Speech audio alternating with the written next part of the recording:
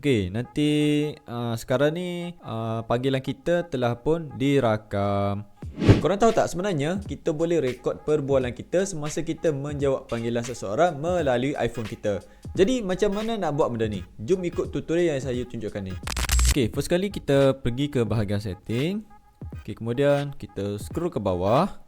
Okey, kemudian kita klik pada apps di sini. Okey, kemudian kita cari phone. Okey, kemudian kita klik pada phone di sini. Okey, kemudian kita scroll ke bawah dan kita klik pada audio call recording.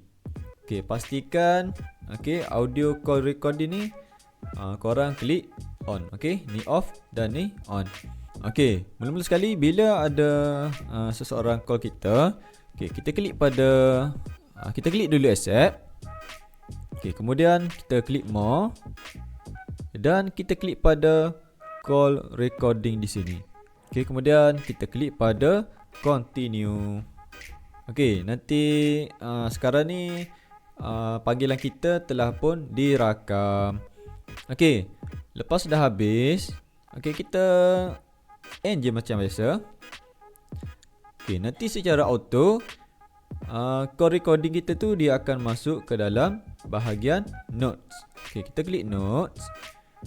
Okey, kemudian kita cari call recording kita tadi. Okey, kemudian kita kita klik je play di sini. Tu je.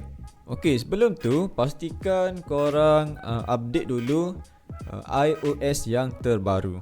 Barulah fungsi ni ada ataupun available dalam iPhone korang.